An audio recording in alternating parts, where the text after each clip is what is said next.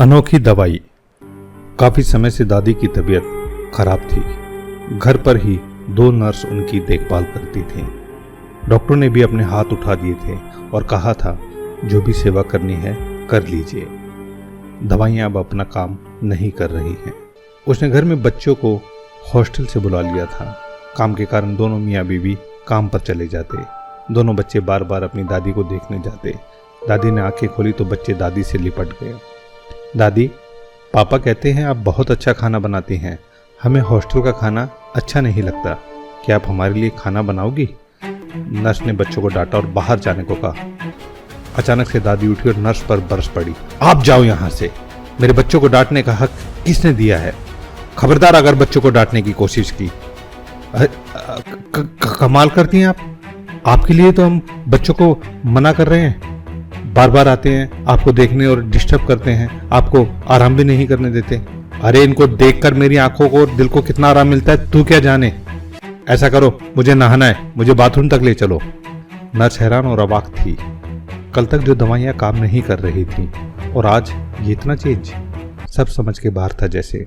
नहाने के बाद दादी ने नर्स को खाना बनाने में मदद को कहा। नर्स ने पहले तो मना किया, फिर कुछ सोचकर वह मदद करने लगी। खाना बनने पर बच्चों को बुलाया और रसोई में ही खाने को कहा। दादी, हम जमीन पर बैठकर खाएंगे और वो भी आपके हाथों से। मम्मी तो टेबल पर खाना देती है और खिलाती भी नहीं। दादी के चेहरे पर खुशी थी। वह बच्चों के साथ बैठकर उन्हें खिलाने लगी। बच्चों ने दादी के मुंह से निवाले लिए। दादी की आंखों में आंसू बहने लगे। दादी, आप रो क्यों रही हैं? दर्द हो रहा है क्या? मैं आपके पैर दबा दूं? अरे नहीं, ये तो बस तेरे बाप को याद करके आ गए थे आंसू। वो भी ऐसे ही खाता था मेरे हाथों से।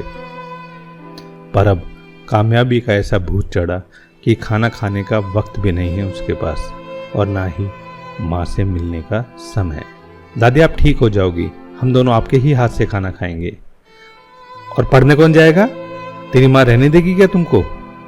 दादी, अब हम कभी नहीं जाएंगे, यहीं रहकर पढ़ेंगे। दादी ने बच्चों को सीने से लगा लिया। नर्स ने इस इलाज को कभी पढ़ा ही नहीं था जीवन में। अनोखी दवाई थी यह, अपनों का साथ हिल मिलकर रहने की। दादी ने नर्स से कहा, आज के डॉक्टर और नर्स क्या जाने कि भारत के लोग 100 साल तक निरोगी कैसे रहते थे।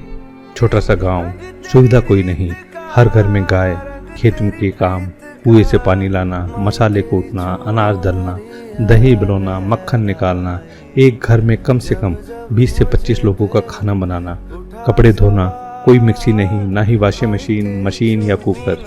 फिर भी जीवन में कोई रोग नहीं, मरते दिन तक चश्मे नहीं और दांत भी सलामत।